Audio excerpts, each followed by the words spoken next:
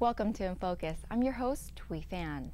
If you've ever tried to lose 5 pounds after a weekend of overindulgence, you know just how hard it is to try to drop those pesky pounds. Now multiply that by 20 and you can only imagine how much willpower and determination it took for Phu P, who once weighed close to 300 pounds, to lose roughly 1/3 of his body weight.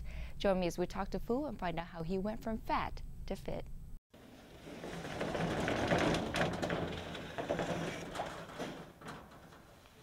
Welcome to our little gym. While most people are getting ready to call it a night, Phu P is just getting started. 3 times a week, he and several friends meet in this makeshift gym and work out.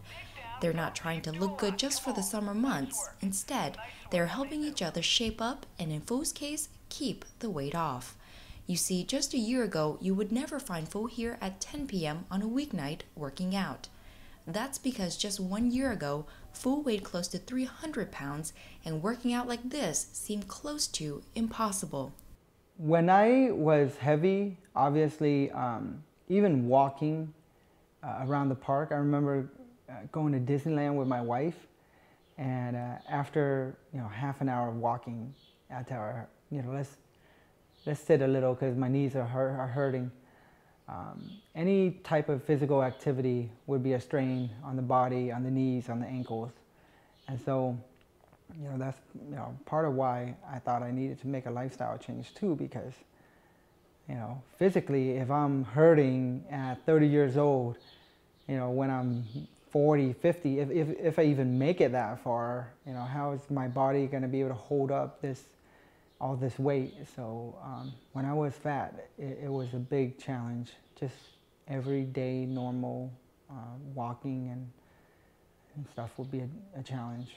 For Phu, it was a true lifestyle change that came when he was holding his son. The impetus for my wanting to change is really when I started to have kids.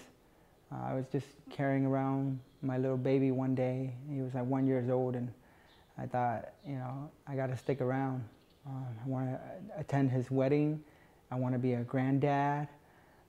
So at the rate I was going to drop dead, anytime. And so I just wanted to make that lifestyle change. To give you a real perspective of how much weight he's really lost, let these pictures speak for themselves, and you'll see that what he has accomplished is nothing to scoff at. Like anything, when you're not used to something, it's really difficult. I wasn't used to exercising my entire life, but I just kept at it. I had a goal in mind. I had like a vision of, whenever I run, I have a vision of my wife and kids at the finish line. So I just envision like I want to get to the finish line. And so, you just persist, and I know it's really tough at the beginning, but, if you do it with friends, it's easier. If you have a goal in mind, it's easier. But, at the end of the day, you got to want to do it too. The journey to losing close to 100 pounds hasn't been easy. Instead of resorting to surgery or liposuction, Phu did this the good old-fashioned way, through diet and exercise. There's no shortcuts. There's no cheating. I mean, in terms of cheating, I cheat here and there when I eat, but in terms of like the entire weight loss endeavor, there's not going to be any cheating. You can't, tying your stomach is not the answer. Diet pills is not the answer. Sucking out your fat is not the answer. It's, if you want to have a sustaining life, a sustaining diet, a lifestyle change, you got to do it the right way. And so that's what I did, and that's what I encourage anyone who was in my position to do. Well, these are size 42 shorts. I'm currently a 32 waist, and this is what I used to wear. I'll put it on and just show you, to give you some perspective of how much weight I've lost. It's about that much. I can't believe it either. I sometimes ask my wife, like, how the hell did you marry me when I would look like this? But that's true love for you. But this is how big I used to be. 42 waist, and now I'm a 32. You know, I would never think about carrying around 250-pound bags of rice. You know, I carry that around now. I'm like, oh my God, this is so heavy, like 100 pounds of hai cái bao gạo. And to imagine that my bones, my body was carrying that around, and what kind of damage that was doing to my body structure, my bones. And so, you know, as I lost the weight, of course, exercising got easier as I built up the muscles, and as I lost, was able to lose the weight, then exercising became easier. Now I can run around Mile Square Park 4 miles, you know, like nothing. It's like not enough.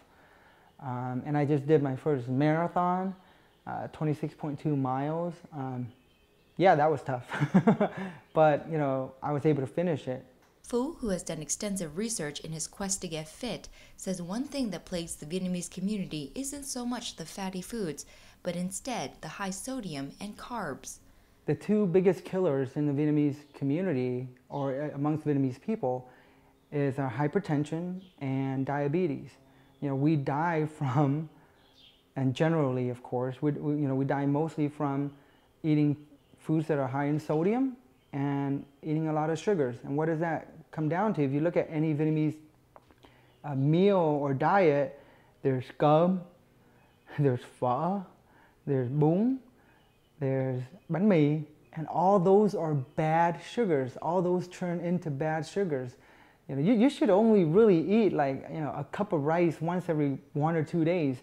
But người Việt Nam, and you know, you eat like 2-3 bowls of rice a meal, and then you eat phở for lunch, and you have ổ bánh mì in the morning. That's a lot of bad sugars that are just turning, you know, they're just turning into bad sugars and depositing in your fat cells. And then every Vietnamese meal, there's like chén nước mắm, you know, chấm cái này, chấm cái kia, mắm này, mắm kia, you know, sometimes một bữa cơm, you have like 3 different nước mắm, mắm nêm, mắm ruốc, mắm, you know, nước mắm ngọt, chua, mặn, whatever, you know. So all those, you know, and then thịt kho, cá kho, you know, cà pháo, rồi dưa chua, all those are so high in sodium that, you know, we might not be fat or big, but we're going to die from other causes. For Phu, he says he went through many of the challenges that everyone faces, including plateaus. You know, losing weight was not easy because you get to a certain plateau, you know, and your body just says, you know, that's it. That's when you psychologically, mentally got to take it to the next level. And, you know, instead of running 4 miles, you know, you run 6. Instead of doing 45 minutes of weights, you do an hour of weights. And also you mix it up. You know, your muscles will get used to certain exercises, running or lifting weights a certain way. You got to trick, or what people say, you know, muscle confusion. You got to trick your muscles into thinking that you're doing something different. So, you know, mix it up. Go on the bike, go on the elliptical instead of running. Try rowing. And you know, lifting weights, and then stretching, and then doing yoga, and then getting back to lifting weights. So just mix up the exercises. But I hit several plateaus. But when I do, I just tell myself, you know, psychologically, do something different, do something more. And then I was able to, you know, lose another, you know, 20, 30 pounds before I hit the next plateau. And so plateaus are hard, but you can tell yourself to get through it. One thing that many people who lose so much weight don't think about is being able to keep that weight off. He initially lost 80 pounds but gained half of it back when he ran for public office. After that setback, he was determined to get back on track. A lot of people, they lose the weight only to see that they end up gaining it back. And there's been tons of research done on, you know, psychologically, mentally, your brain, the brain of a fat person. When you undergo like drastic or, just weight loss, weight reduction at a pace that the body is not used to, the brain is not used to, your brain will actually tell your body that, hey, I need myself back, I need my weight back. And so sometimes it's easier for people to lose the weight, but then when they actually lose the weight, their body, hormones, there's a hormone called leptin that actually kicks in that tells your body, I need you to return me to my old self. And it'll slow down your metabolism. It'll actually tell your body that, you should eat more fatty foods, more foods that are high in calories to try to get the body back to that old form.